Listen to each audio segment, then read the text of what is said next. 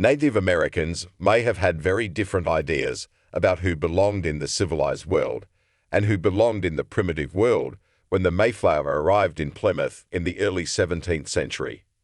Unlike the natives who were proud of their hygienic practices, the colonists hardly took a bath every day, and everyone is aware of what happened after the Thanksgiving meal, when Pilgrims not only gave the locals food, but also a wide range of diseases. On the other hand, were Native Americans' hands truly and symbolically cleaned, as popular history would have you think? Or did they also have some unwashed clothes? We are investigating the hygienic habits of Native Americans in pre-colonial periods today. You will get to know this and plenty more in this video. So stay tuned with us till the end of this video. However, before that, here's a quick reminder that you can subscribe for free and like the video so that you can boost your algorithm. Comments are most welcome. Was bathing that hard? Why not take a bath? The Wampanoag tribe were the first Americans the Pilgrims encountered when they arrived at Plymouth, and they were unimpressed with European sanitary practices. According to the 1965 biography of Tisquantum, also known as Squanto, a Wampanoag person from the Patuxet Nation, he made an effort to get Europeans to take regular baths. But unlike other missionaries who came to the Americas later, his mission wasn't very successful when Native Americans discovered that Europeans did not enjoy bathing at all. It was very horrifying. Squanto had the chance to travel to Spain and England. He was astounded to learn that the then French King Louis XVI had only ever taken 3 baths in his life. While in Europe, Squanto discovered that Europeans disliked bathing just as much as domestic cats did. And it wasn't just the monarchy. They might wash their faces and hands once a week, or if they were concerned about cleanliness, they might wash them every day. Nonetheless, bathing leave. Now at the time, Europeans genuinely believed that no one with a rational mind would allow the remainder of their body to come into contact with water. The Puritans who came to America after the separatist Pilgrims thought that immersing one's entire body in water was bad. Same as removing all your clothing. How could you even consider doing such a thing? Scandalous Native Americans, on the other hand, were true savages who would strip off all of their clothing each day and clean themselves. That is so uncivilized. Can you imagine for them that taking a bath was a crucial ritual for preserving a balanced connection with both nature and the spiritual world?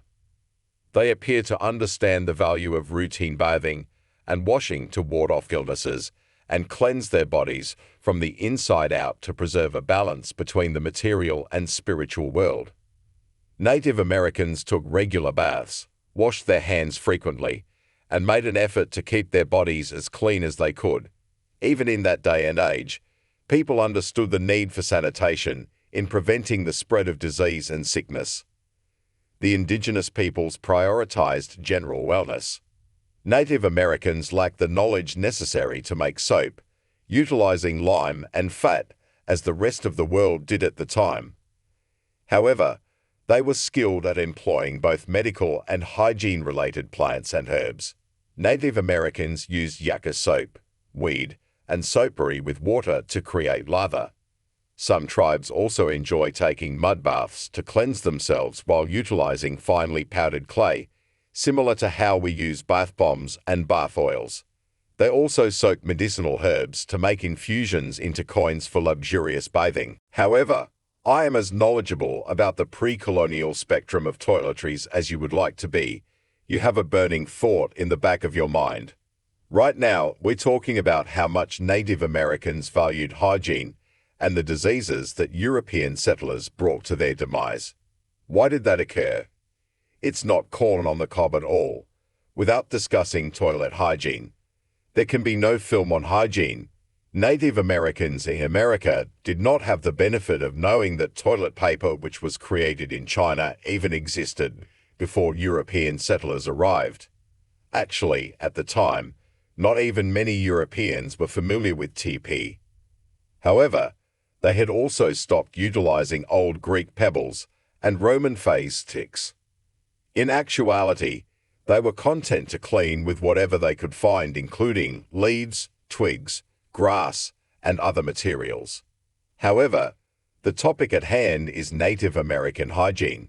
Like the Europeans, did they use beaver tails and simply scrub it off with their maces? Sounds somewhat alienated, huh? In those days, Native Americans used dried maize cobs, which, if I'm being completely honest, sounds a lot like crap sticks. They would strip the cob of its husk and silk, which would then be left to dry, smoothing out the surface and making it appropriate for wiping.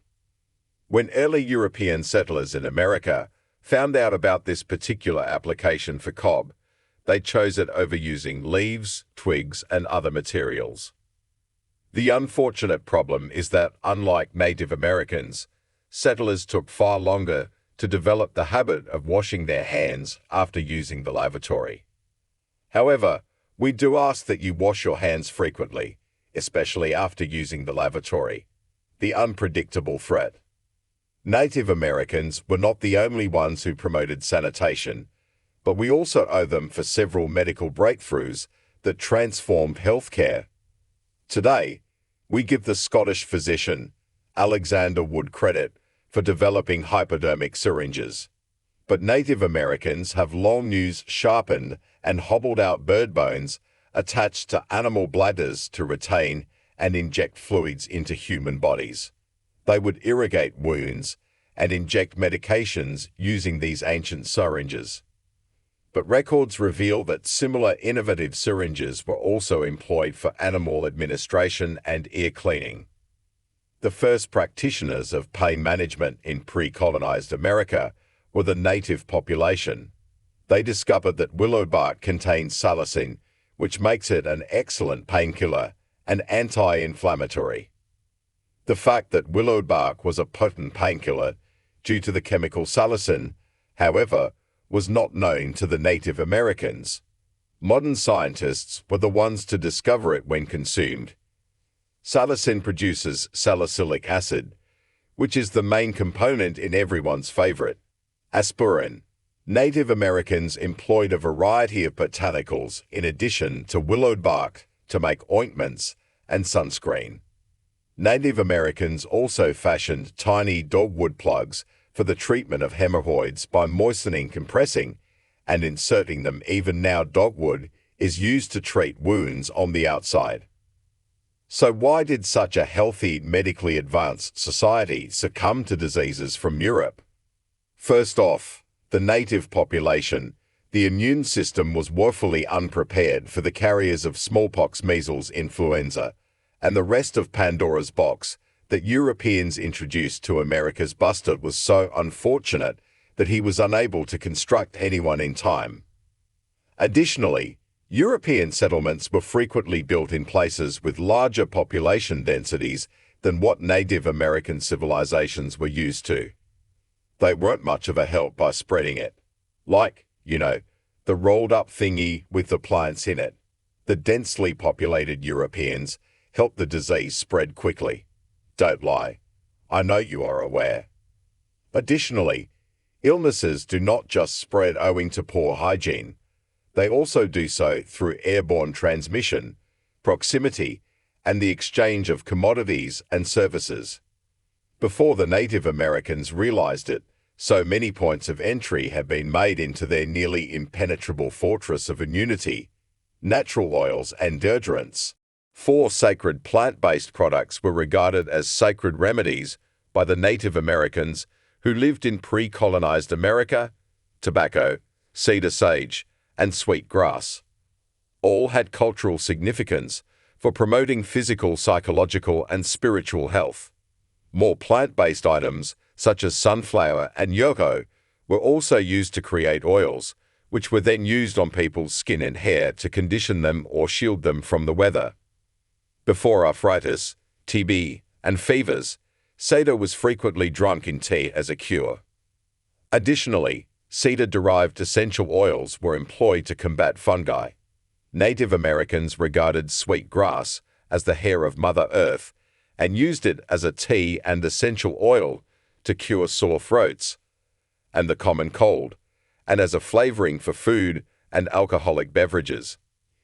In addition to its blood-thinning properties, sweetgrass was used to make incense that kept towns and houses fresh and decreased stress.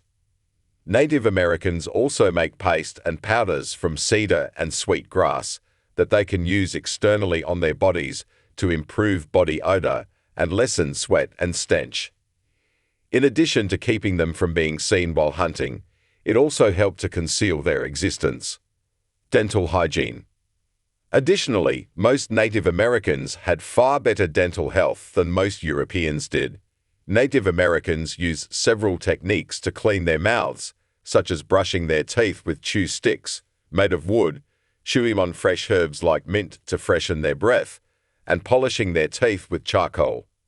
The majority of European immigrants, on the other hand, might not have brushed their teeth at all and may have consumed foods that were generally poor for their dental health. In the 17th century, bathing and oral hygiene were regarded as dangerous activities in Europe. Pierre Fauchard, the man credited with founding modern dentistry, advised people not to brush their teeth at the time.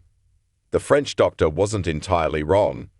Europeans historically used rags that had been coated in salt or soot to clean their teeth, which wasn't exactly hygienic. Instead, he advised using toothpicks, sponges, dipped in water, or even better, brandy. The Native Americans' oral hygiene was a topic of illumination for the Pilgrims. When they first came to America, they mostly employed chewing sticks, a technique that is also common in modern China and Southeast Asia. Some tribes employed crushed herbs like sage, mint, thyme, myrrh, and other naturally occurring materials to make tooth powder that they combined with water to use as a paste. They would boil herbs like thyme, mint, and myrrh with a plant known as a gold thread to make an infusion that could be used as a mouthwash because they believed that having fresh breath was just as vital as having clean teeth and gums. You see, I know some of the viewers who ought to start producing this gold thread were also used to treat tooth infections and provide pain relief for babies who were teething. Native Americans also had their dentists who used specialized equipment to treat dental rot and, if necessary, extract teeth. These rudimentary forceps and dental probes were made from antlers and animal bones. These dentists, who were known in the area for their specialized expertise or abilities, would frequently carry out the extraction process. The indigenous tribes, medicine men, or healers might conduct dentistry tasks back then. But there was no dental college like there is today. The colonists' poor hygiene caused the Native Americans. They encountered more than simply a stinking annoyance. Additionally, it constituted a very real risk. Unwashed immigrants transmitted microorganisms to which Native Americans were uninitiated and lacked immunity to the exchange. Although he may not have been the first person to reach the New World shore, Christopher Columbus's name is associated with the spread of ideas, food crops, people, and most infamously illnesses between the Old and New Worlds following his journey in 1004 to 92. It is generally agreed upon that this exchange was biased. During this time, the Old World benefited from the production of valuable metals and products including potatoes, tomatoes, maize, cacao, and chili peppers. The invasion of numerous diseases into the new planet resulted in it receiving the short end of the stick. However, the New World wasn't wholly pure. It is thought that on Columbus's first voyage, his sailors had a notorious sickness, which is what gave the upper classes of Europe the idea to start wearing wigs. You understand the one I mean, right? Environmental cleanliness and medical bathing. Native American communities practiced environmental cleanliness by keeping their living areas clean and disposing of waste appropriately. They understood the importance of maintaining a clean and healthy living environment. Trash and waste were either disposed of in designated areas away from living spaces or used natural materials that could decompose. Some tribes had specific rituals or practices associated with waste disposal, ensuring a harmonious relationship with nature. Medicinal baths were used by certain tribes for therapeutic and hygienic purposes. These baths involve the use of plants, herbs, or minerals with healing properties. For example, tribes such as the Cherokee utilized medicinal baths as part of their traditional healing practices. These baths were created by infusing water with medicinal plants like sagebrush or juniper berries. The therapeutic properties of the plants would be absorbed through the skin during the bath, believed to promote healing, relaxation, and overall well-being. It's important to recognize that Native American cultures were diverse and varied greatly across different regions and periods. Therefore, hygiene practices and customs could differ significantly among tribes. However, historians estimate that European diseases wiped out more than 90% of the native people in coastal New England. Before 1620 the year, the Pilgrims arrived. Over the next few decades, European diseases would wipe out millions more. With that, we have reached the end of today's show.